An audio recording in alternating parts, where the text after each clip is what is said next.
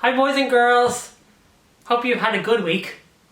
So it's so great that you can join us today for today's Sunday School fun lesson. So today what I want to talk about is whoa, Cookie, you gave me a surprise. Now I'm just teaching a Sunday School lesson, okay, so I just need to calm down for a minute, okay, just you go there. Sorry about that surprise. Well actually, it really makes sense that Cookie gave me a surprise just there, because today we're going to talk about a particular surprise in the Bible about Jesus. I have a few little things here I want to share with you first to help us understand what surprises are like. Do you see this piece of wood?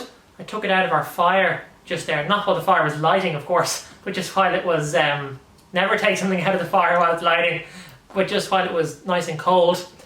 And sometimes some amazing woodwork people, like my granddad was great at making things out of wood, and he surprises everyone by making it into something like this, a beautiful candle holder. That's a cool surprise.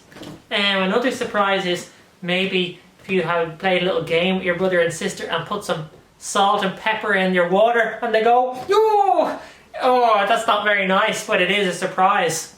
Or another surprise I always love, especially when I was younger, was on Easter Sunday, after we celebrate Jesus rising from the dead. Sometimes you have some chocolate to celebrate, and one of the eggs we got was a special egg, and there was always a surprise in the egg, so you had to break it open and see what kind of surprise there was.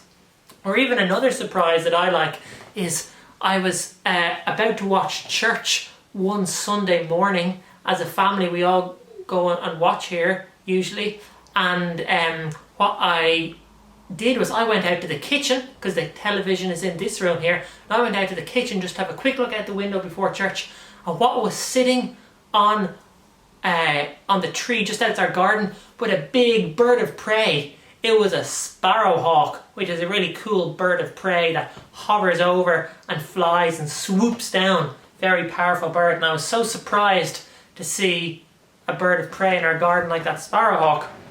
But the reason we're talking about surprises today is because we're focusing in at the moment on the lead up to Easter. Easter, the time that Jesus died on the cross and rose again on Easter Sunday.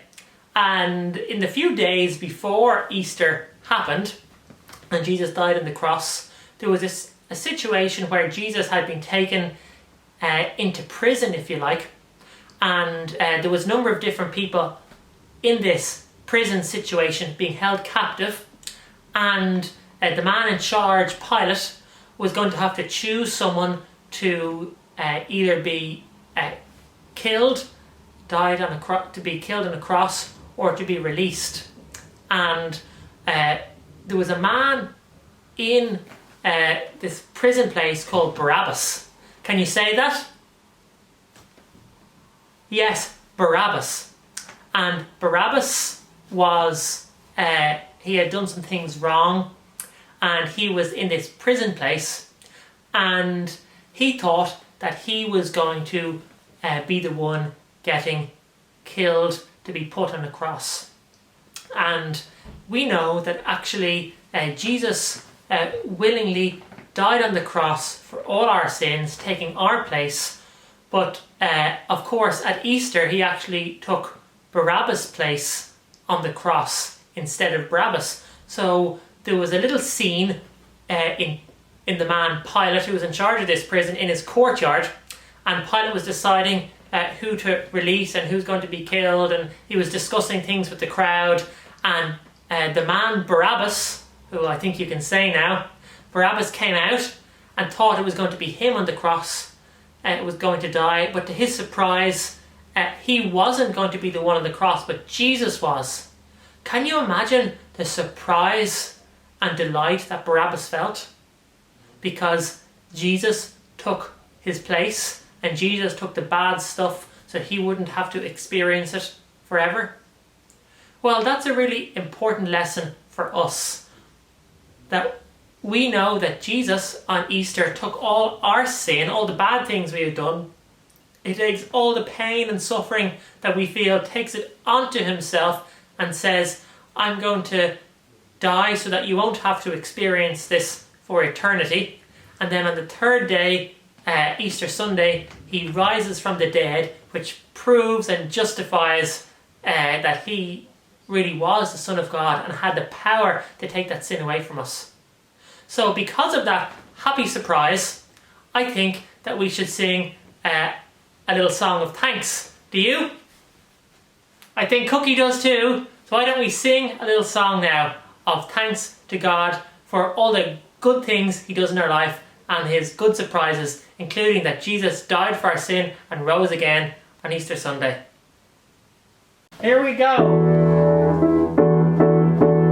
Come on people, now don't be late. It is time now to celebrate. Nothing in the world is better. Nothing in the world compares. Come on people, now jump on in. We are giving our praise to him. Nothing in the world is greater than God's love for you and you and you and you. Jesus is the good, good news. He's the way, the life and truth. Gave his life, sacrifice. He paid the price. Jesus is the good, good news. He's the way, the life and truth.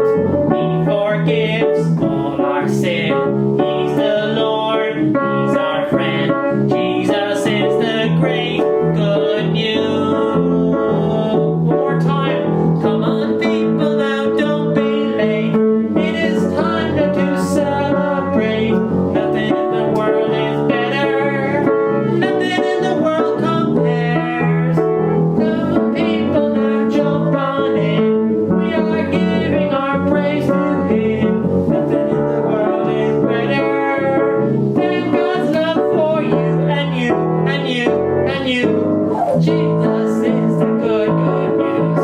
He's the way, the life and truth. Gave his life, sacrifice. He paid the price. Jesus is the good, good news. He's the way, the life and truth. He forgives all our sin. He